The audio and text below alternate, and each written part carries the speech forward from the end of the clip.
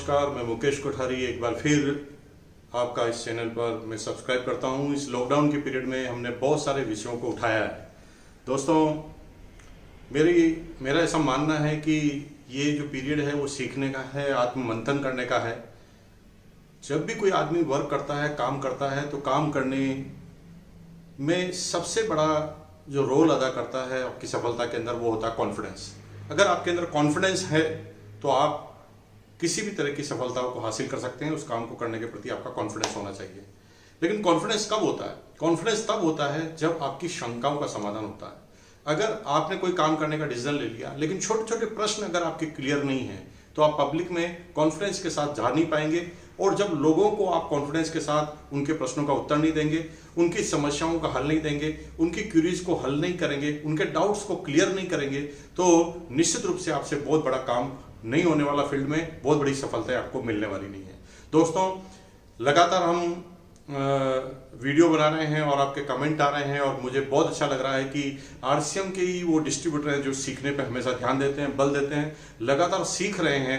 और ये मुझे इसलिए पता चलता है कि लगातार मेरे पास कमेंट आते हैं और उन कमेंट को जब मैं पढ़ता हूं तो मुझे लगता है कि कितनी बारीकी छुपी है। दोस्तों, आरसीएम के डिस्ट्रीब्यूटर में ये जो जज्बा है, दुनिया के और किसी डिस्ट्रीब्यूटर में जज्बा नहीं होता। ये दीवानापन क्यों आता है? जब आप किसी चीज के प्रति दीवाने होते हैं तो दीवाने होने के पीछे सबसे बड़ा कारण होता है उस चीज के प्रति आपके कंसेप्ट का क्लियर हो जाना। जिस व्यक्ति के कंसेप्ट क्लियर हैं वो आरसीएम का दीवाना हो गया। दोस्तों, कई बार दूसरी कंपनी के लोग आरसीएम के डिस्ट्रीब्यूटर को कहते हुए मिलेंगे, अरे तू तो आरसीएम मय हो गया, तुझे कुछ समझ में नहीं आता था, तो तू अंधा भक्त हो गया। लेकिन दोस्तों, ये अंधा भक्त कब होता है? आदमी अंधा भक्त तब होता है जब किसी चीज को हृदय तक वो कन्विंस कर लेता है। किसी चीज से जब कोई व्यक्ति हृदय की गहराई तक कन्विंस हो जाता है तो वो आदमी दीवाना हो जाता है। और दीवाना अगर है तो ये हमारे लिए खुशनसीबी की बात है। आज हम जिस वीडियो को बनाने जा रहे हैं वो एक बहुत बेहतरीन टॉपिक है। दोस्तों, अक्सर जब आप लोगों के बीच में जाते होंगे, लोगों के पास जाते होंगे, और खास तौर से जब आपको अदर एमएलएम कंपनी का कोई डिस्ट्रीब्यूटर मिल जाता है तो आपको एक कॉमन सा प्रश्न करता है। वो प्रश्न क्या है? क्या आपकी कंपनी आईडीएसए में जुड़ी हुई है? क्या आपकी कंपनी एफडीएसए में जुड़ी हुई है? हमारी कंपनी आईडीएसए में जुड़ी हुई है। और दोस्तों, सच मानिए, यहां पर अगर आपके पास इस प्रश्न का उत्तर नहीं है तो आप अपना कॉन्फिडेंस खो देंगे और सामने वाला आपको आईडीएसए के बारे में कुछ भी बता देगा। इसलिए आज के वीडियो को आप ध्यान से सुनना है और सुनने के बाद अगर आपको समझ में नहीं आता है तो कमेंट बॉक्स पे जाकर लिखना है। और निश्चित रूप से मैं, हो सकता है रिव्यू का आपके पास वीडियो ना बनाऊं, लेकिन अगले जब भी कोई वीडियो बनाऊंगा तो आपकी उस क्यूरीज का हल भी आपके सामने रख दूंगा और आपको आज ये क्लियर हो जाएगा कि what is the IDSA, what is the FDSA, ये क्या होता है।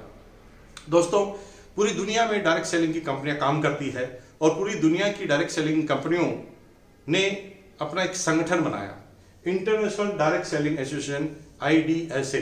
दोस्तों, संगठन कब होता है? दोस्तों, संस्कृत का एक डायलॉग है, संस्कृत का एक दोहा है, संगे शक्ति कलो युगे, यानी कलयुग में संगठन ही शक्ति है।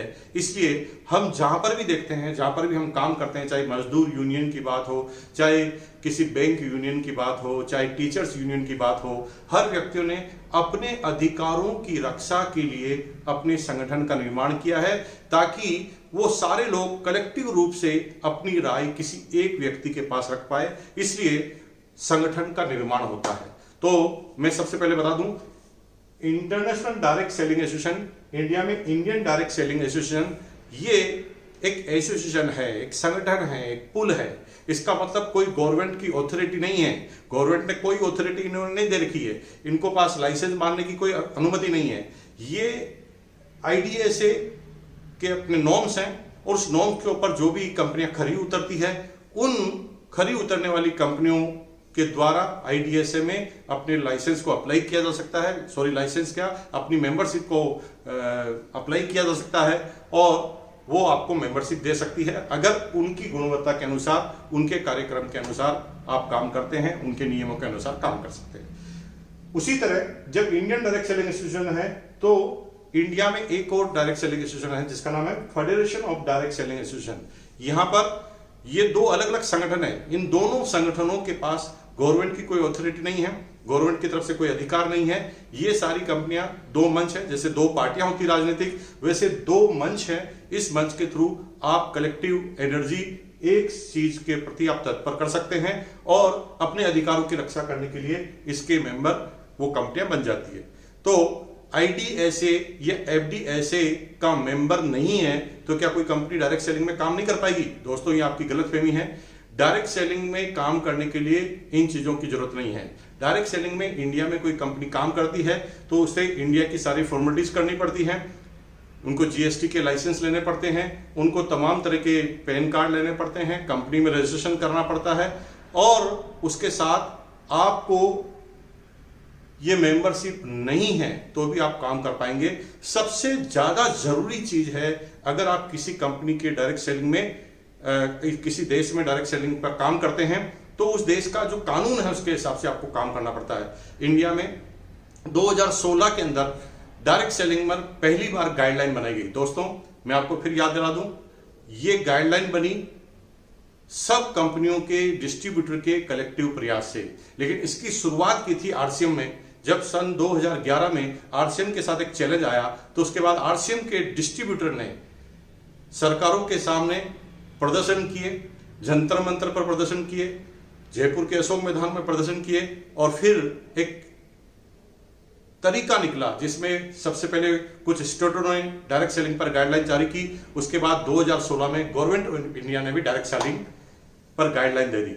इसका मतलब है वही कंपनी हिंदुस्तान में काम कर सकती है जो डायरेक्ट सेलिंग की गाइडलाइन के अनुसार काम करे और वो रजिस्टर्ड हो, इंडियन कंज्यूमर अफेयर मिनिस्ट्री में रजिस्टर्ड हो और उन रजिस्ट्रेशन जो भी कंपनियां हैं उनका नाम उस वेबसाइट पे लिखा गया है। तो क्या हम ये मान लें जिसका भी रजिस्ट्रेशन हो गया है उनका प्लान चेक हो गया? नहीं दोस्तों, यहां पर सिर्फ इंडियन कंज्यूमर मिनिस्ट्री है, वो सिर्फ आपसे एक एफिडेविट भरवाती है। उस एफिडेविट के आधार पर आपको ये बताना पड़ता है कि हम जो गाइडलाइन के नियमों के अनुसार काम कर रहे हैं और जो भी आदमी एफिडेविट देता है उनको अनुमति मिल जाती है। वो लोग प्लान को चेक नहीं करते। इसका मतलब है कंज्यूमर का अधिकार सुरक्षित है। कोई आदमी रजिस्टर्ड है फिर भी अनएथिकल वर्किंग करता है तो उसकी शिकायत की जा सकती है और उस कंपनी को रातों रात बंद करवाया जा सकता है। इसका मतलब है कि गाइडलाइन के अनुसार अगर कोई भी कंपनी काम करे तो निश्चित रूप से वो इस बिजनेस में काम कर सकती है। अगर वो IDSA का मेंबर नहीं है, FDSA का मेंबर नहीं है तो भी वो काम कर सकते हैं। लेकिन जनरली मैक्सिमम जो कंपनियां होती है जो एथिकल रूप से काम करती है किसी न किसी एसोसिएशन के मेंबर होती है। और मुझे खुशी है कि RCM जो है FDSA की मेंबर है, यानी federation of direct selling association की मेंबर है और ये FDSA की गाइडलाइन को पूरी करती है, भारत सरकार की गाइडलाइन को पूरा करती है और उस गाइडलाइन के अनुसार काम करती है। दोस्तों, आशा करता हूं आपको मेरा ये जो वीडियो है अच्छा लगा होगा। हम हर बार 10 मिनट के टॉक लेके आएंगे जिसमें एक एक सब्जेक्ट को क्लियर करेंगे ताकि कोई भी चैलेंज हमारे बिजनेस में नहीं रह जाए।